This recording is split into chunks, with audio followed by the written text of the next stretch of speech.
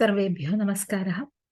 पीताम्बरं करविराजितशङ्खचक्रकौमोदकी सरसिजं करुणासमुद्रं राधासहायमतिसुन्दरमन्दहासं वातालयेशमनिशं हृदि भावयामि। षष्ठः श्लोकः। ध्यायतां सकलमूर्तिमीदृशीमुन्मिषन्मधुरताहृतात्मनां सान्द्रमोदरसरूपमान्तरं ब्रह्मरूपमयि तेव भासते। पदच्छेदः। ध्यायतां सकलमूर्तिम् ईदृशीम् उन्मिषन्मधुरताहृतात्मनां सान्द्रमोदरसरूपम् आन्तरं ब्रह्म रूपम् अयि ते अवभासते। अन्वयः। हे भगवन्, ईदृशीं सकलमूर्तिं ध्यायताम् उन्मिषन्मधुरताहृतात्मनां योगिनां सान्द्रमोदरसरूपम् आन्तरं ते रूपं ब्रह्म अवभासते। एवं प्राप्त ध्यानयोगाङ्गानां समाधेः प्राप्तिं वर्णयति। योगस्य अष्टाङ्गेषु चरमम् अङ्गमस्ति समाधिः।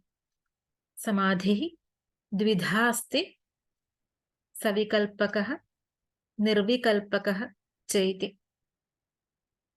षष्ठे श्लोके आदौ सविकल्पसमाधिं वर्णयति। सविकल्पसमाधिः निर्विकल्पसमाधौ पर्यवसति।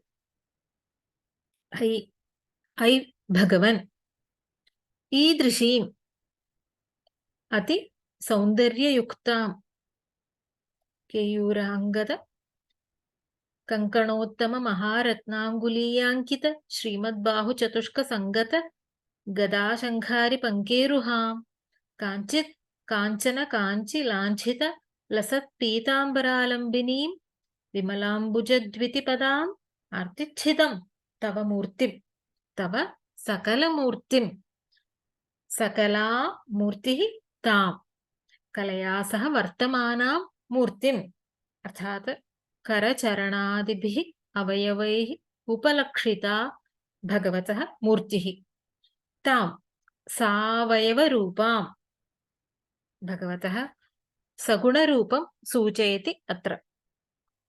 तव सकलमूर्तिं ध्यायतां चिन्तयतां ध्यै चिन्तायाम् इत्यस्मात् शत्रप्रत्ययान्त षष्ठी बहुवचनरूपं ध्यायतां योगिनाम् अतएव उन्मिषन्मधुरताहृतात्मनाम् उन्मिषन्त्या अभिव्यक्तया स्पष्टया मधुरतया माधुर्येण तव वपुषः सौभाग्येन हृतः अपहृतः वशीकृतः आत्मा मनः येषां तेषां ते योगिनः भगवद्रूपध्यानेन उन्मिषन्मधुरताहृतात्मानः अभवन्। तेषाम् अत्यन्तम् अभिव्यक्तेन माधुर्येण वशीकृतमनसां मधुरं माधुर्यधुर्यादपि इति खलु। मथुराधिपतेः किं मधुरं नास्ति, अखिलं मधुरमस्ति खलु। तव वपुषः स्पष्टेन माधुर्येण अपहृतमनसां योगिनां तेषां योगिनां तव रूपं ब्रह्म अवभासते। सकलमूर्तिध्यानं ब्रह्मानन्दे पर्यवसति। कीदृशं रूपं ब्रह्म अवभासते? सान्द्रमोदरसरूपं। सान्द्रः मोदः स एव रसः तद्रूपं। सान्द्रानन्दैकरसस्वरूपम् आनन्दघनस्वरूपं परिपूर्ण आनन्दरसरूपं तद्रूपम् आन्तरमस्ति। आन्तरम् अन्तरिन्द्रियग्राह्यं मनसा एव ग्रहीतुं शक्यम्, इन्द्रियग्राह्यं नास्ति। तादृशं ते भगवतः रूपं निर्गुणस्वरूपं ब्रह्म अवभासते, ब्रह्म प्रकाशते। अवपूर्वकात् भासतेः लट्लकारे आत्मनेपदे प्रथमपुरुषे एकवचनं रूपम् अवभासते। सगुणध्यानं निर्गुणध्याने परिसमाप्यते। शुद्धसत्त्वमयं सकलरूपं ध्यायतां योगिनां तदभिन्नं निष्कलब्रह्म अपि अवभासते इत्यर्थः। धारणावस्थायां ध्यानं ध्येयं ध्याता इति भेदः आसीत्। बहुकाल अभ्यासात् एतेषाम् अभेदः स्वयमेव अनुभूयते। सबीज योगाभ्यासस्य परिपाकावस्था अस्ति निर्विकल्प समाधिः। यथा कुण्डलसुवर्णाभेदवत् द्वैतमानेऽपि अद्वितीयं वस्तु भासते इति। अत्र सकलमूर्तिम् इत्यत्र सकलशब्दस्य समस्तम् इत्यर्थमपि श्लेषेण स्वीकर्तुं शक्यते। अतः सकलमूर्तिम् इति ब्रह्मशब्दस्य विशेषणत्वेन अपि युज्यते। कथं सकलमूर्तिं त्वां ध्यायतां सान्द्रानन्दैकरसं ब्रह्म अवभासते इति चेत् उच्यते तव शुद्धसत्त्वमयविग्रहस्य स्वरूपस्य निष्कलब्रह्माभेदः वर्तते इति। अभेदः वर्तते इति। यथा प्रथमे दशके निष्कम्पे नित्यपूर्णे इत्यस्मिन् श्लोके उक्तं निर्मलब्रह्मसिन्धौ कल्लोलोल्लासतुल्यं खलु विमलतरं सत्त्वम् आहुः तदात्मा कस्मान्नो निष्कलस्त्वं सकल इति वचः त्वत्कलास्वेव भूमन् इति अभेदः पूर्वं प्रतिपादितः। सिन्धोः कल्लोलस्य च यथा अभेदः तथा अत्रापि सुवर्णमय कटक कुण्डलादिभाने यथा सुवर्णमपि भासते, अर्थात् सुवर्णवलयं कुण्डलं कर्णाभरणं सर्वमपि दृश्यते, तथा सति सुवर्णं भिन्नं कुण्डलं भिन्नमिति चिन्तनं विना सर्वेषु अपि सुवर्णमेव इति बोधः यथा तथा शुद्धसत्त्वमयविग्रहभाने शुद्धसत्त्व अभिन्नं निष्कलं ब्रह्मापि भासते इति भावः। त्रिपुटी इति ज्ञानिनः वदन्ति खलु, ज्ञातृ ज्ञान ज्ञेयरूप पुटत्रयं त्रिपुटी। दृक् दर्शनं दृश्यम् इति उच्यते। ध्याता ध्यान ध्येयम् इत्यपि उच्यते। यः ध्यानं करोति सः ध्याता अस्ति। ध्यातव्यं रूपं ध्येयं, सा प्रक्रिया ध्यानम्। ज्ञानं ज्ञेयं परिज्ञाता त्रिविधा कर्मचोदना इति गीतायां। समाधौ सा त्रिपुटी नश्यति। यत्र ज्ञाता ज्ञानं ज्ञेयम् इत्यादि भेदः नास्ति, सर्वं सच्चिदानन्द ब्रह्म एव इति अवबोधः अस्ति, सा अवस्था निर्विकल्पसमाधिः।